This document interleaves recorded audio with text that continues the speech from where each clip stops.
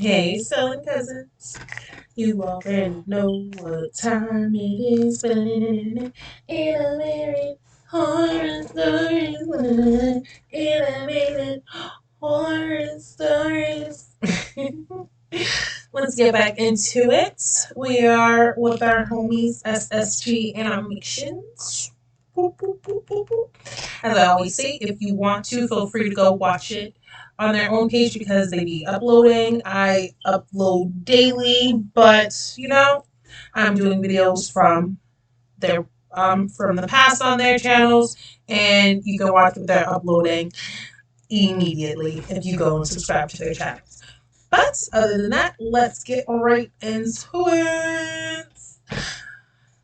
What lurks in the parking lot?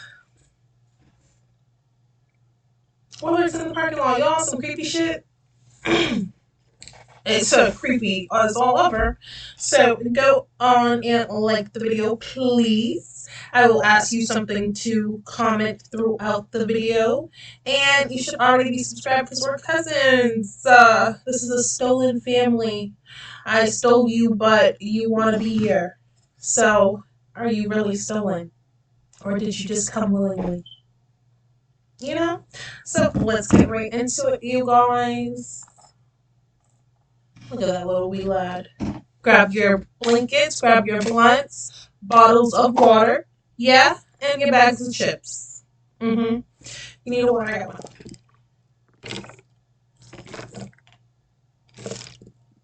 And let's go.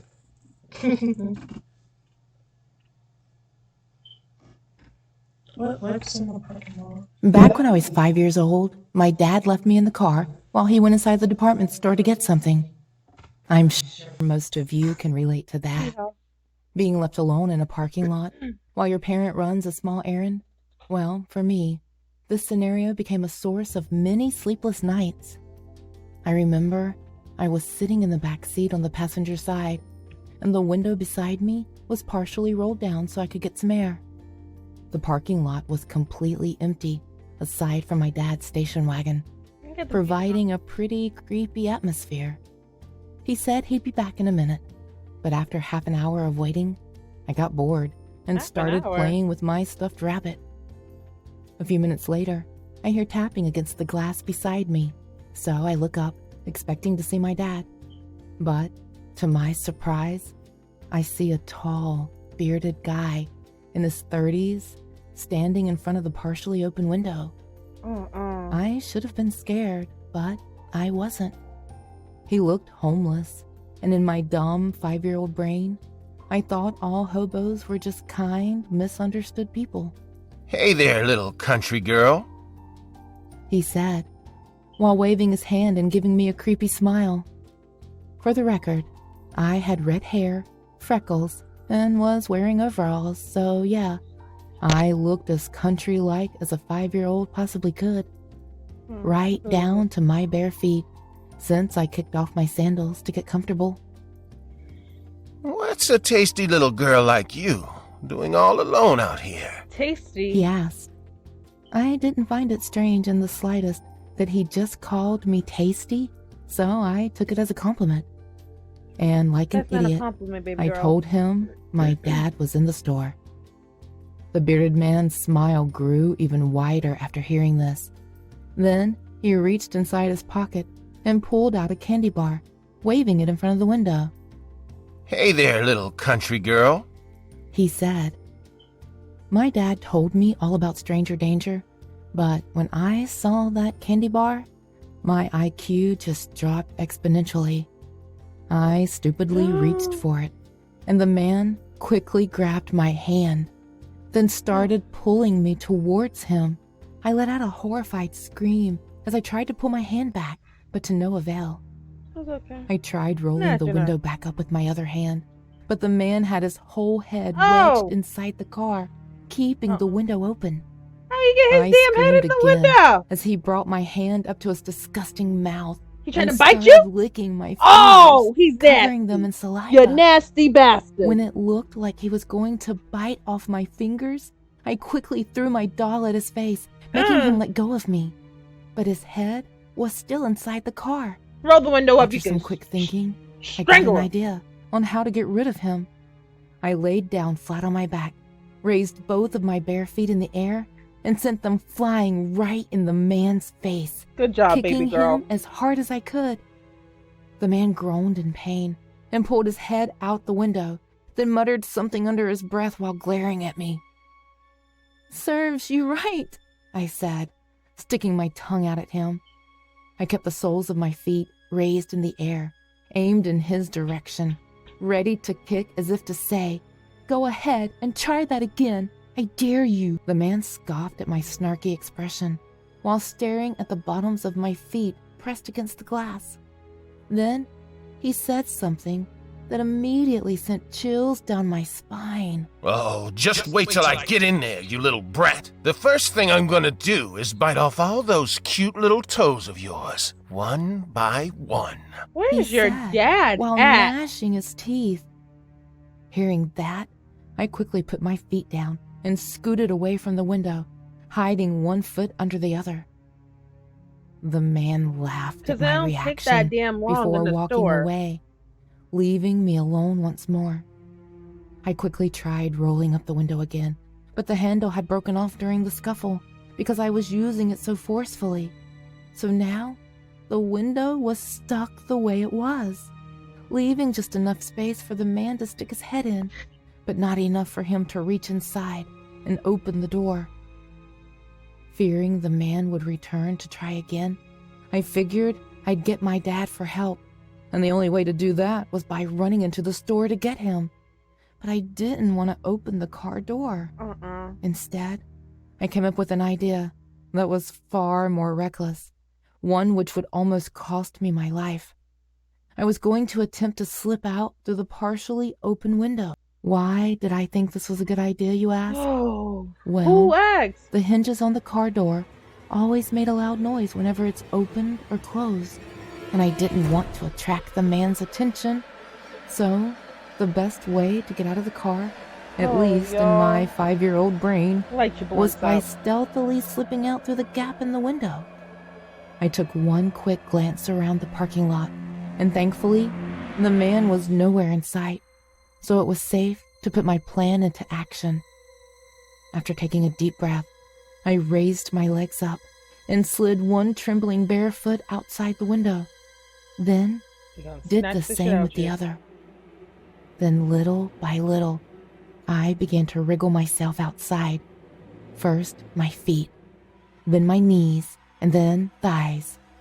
Once my lower half was dangling in the air outside, I looked out the window out of curiosity, and to my absolute horror, I could see the man's head peering from around a tree, looking right at me with Oh, look wide, at 'em. hungry eyes.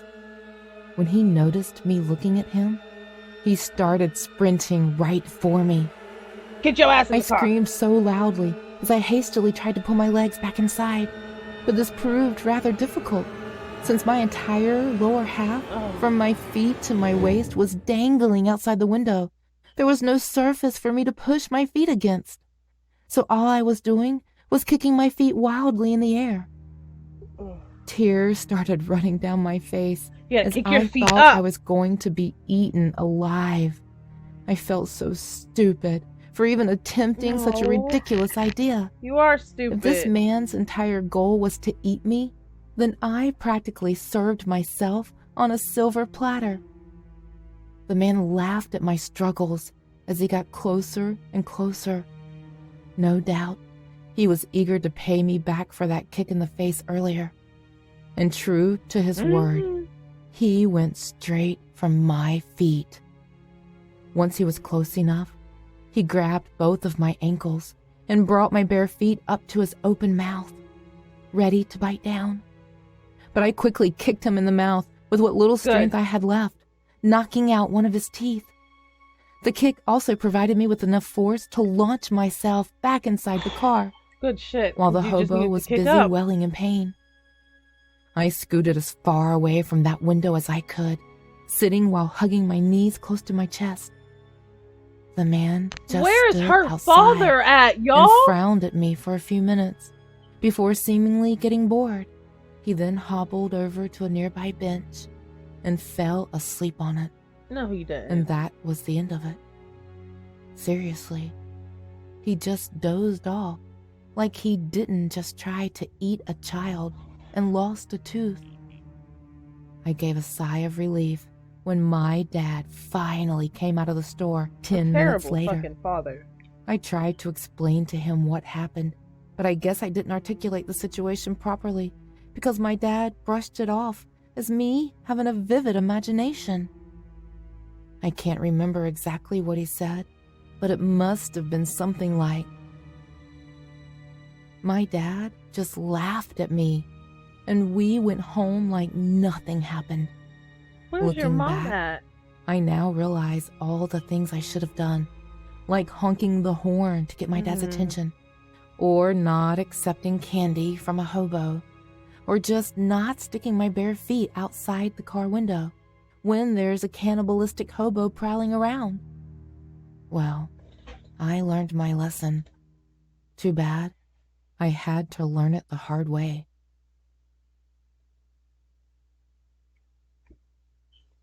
I'm Salva, and I am a college student. Here I am going to tell you about my fear of life.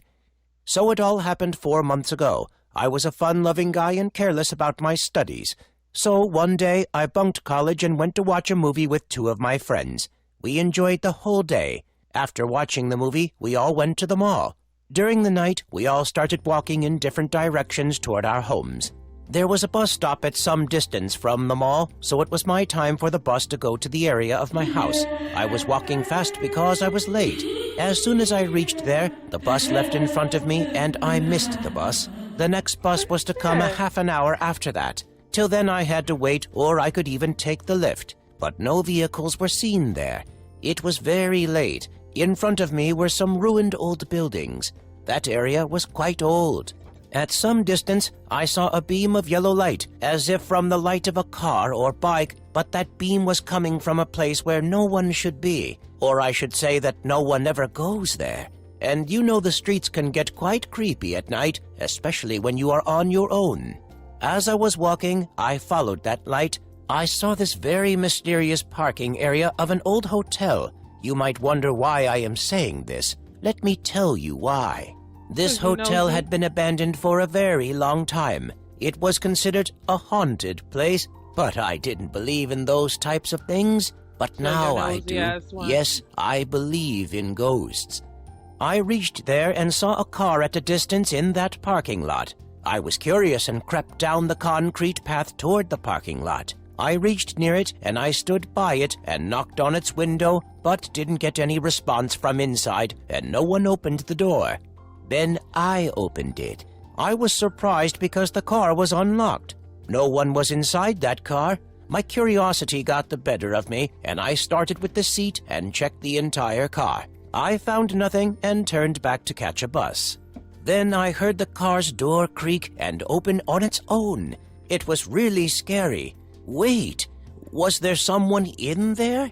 By then, I felt a chill run down my spine. As I turned back, I noticed something strange at the window. There was someone in white, bright clothes looking through the window. I couldn't tell if it was a man or a woman, but all I noticed were its eyes.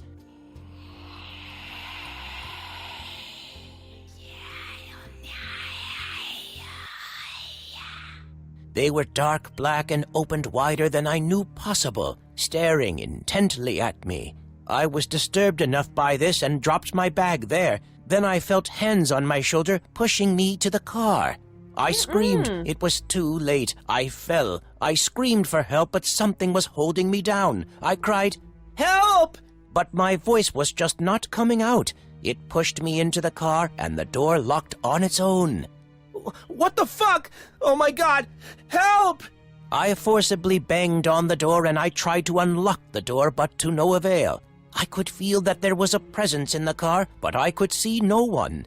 I tried to open the window, but it didn't. I was thinking about that strange figure with wide eyes. I decided to be brave and said, "Hello?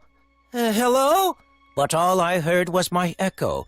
I was trying to unlock the door, then suddenly I heard this loud screeching voice.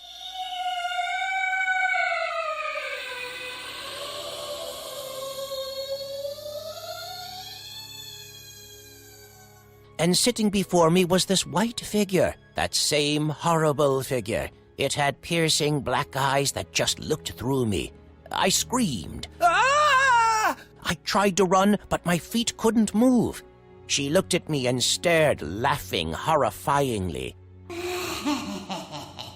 I can't tell you how badly I was scared. I wanted to scream, smash the windows and doors of the car, and get out of there. And But you I couldn't didn't make a because? sound out of fear, and I was completely numb. That witch or ghost, whoever she was still staring at me. I was just in tears and sweat.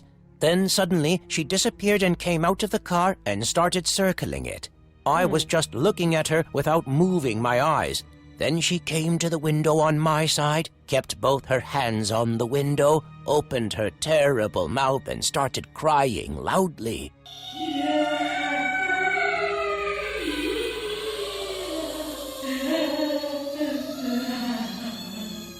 Her voice was ear-piercing.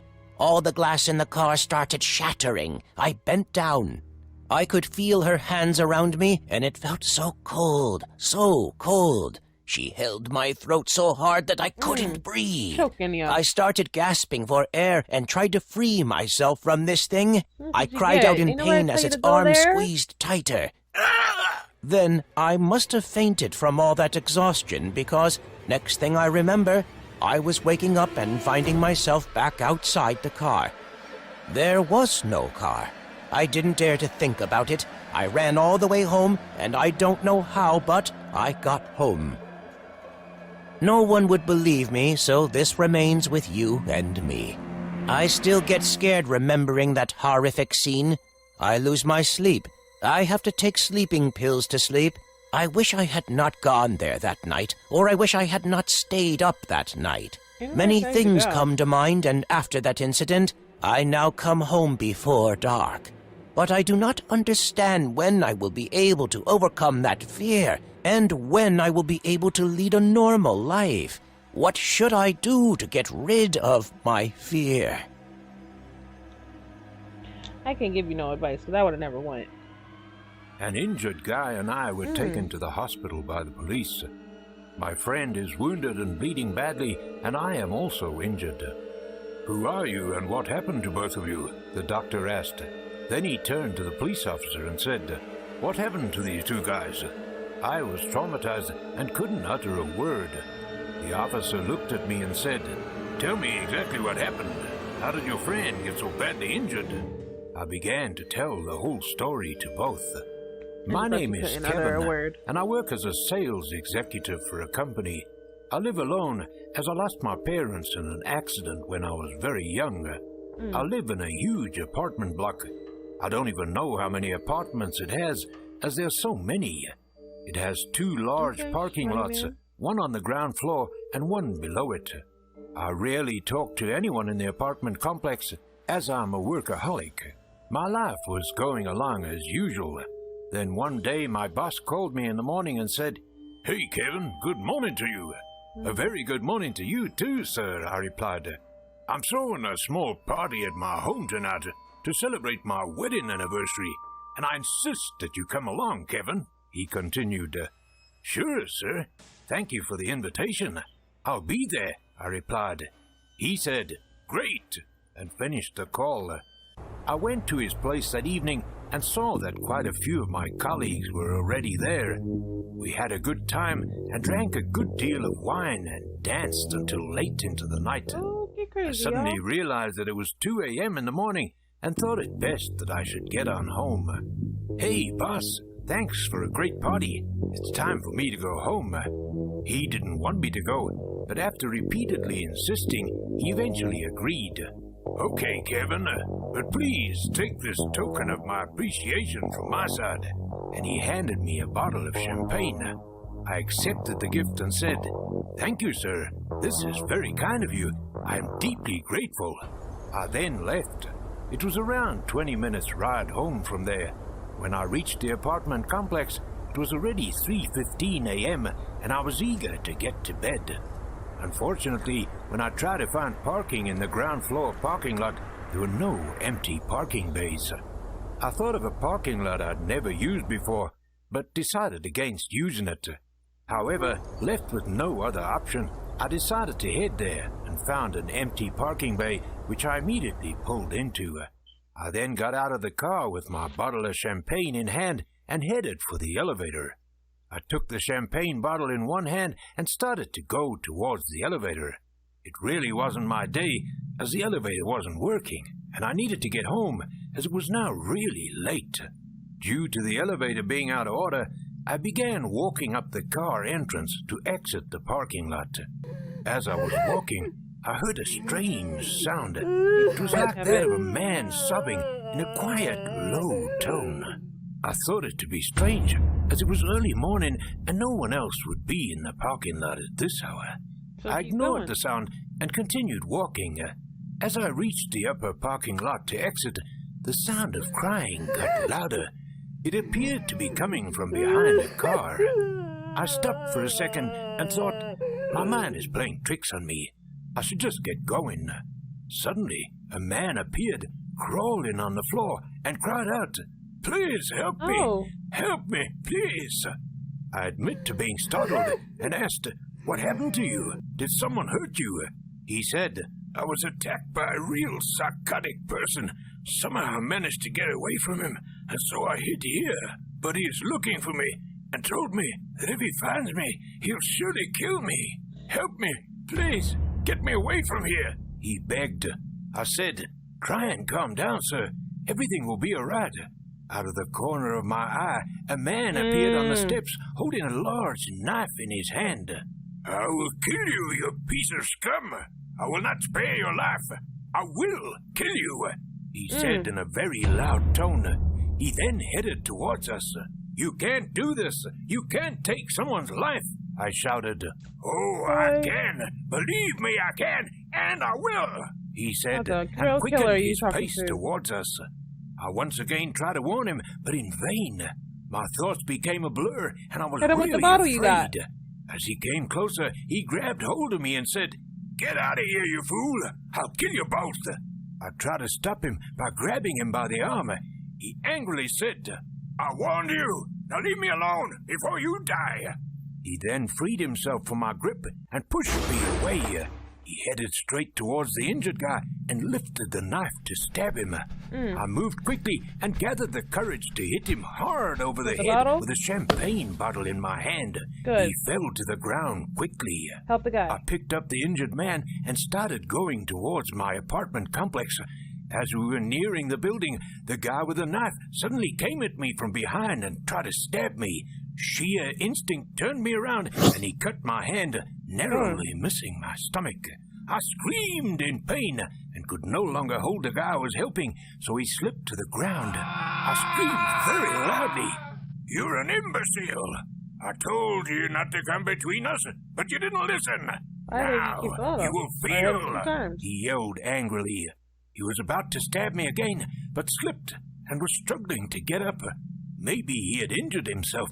I wasted no time in picking up That the hit to badly the injured noggin. guy, but we didn't get far before the maniac caught up with us again. He pushed me, and because I was holding up the injured guy, we both fell down. His eyes were wild as he said, "Now, What did this injured guy you're do? both gonna die," and swished the knife back and forth at us. As he lurched to stab me, a strange thing happened. Suddenly, a huge gust of wind swept over us. Lightning struck the ground. The sky became really dark, and there was great thunder. The wind was so powerful that it pushed the madman back several yards.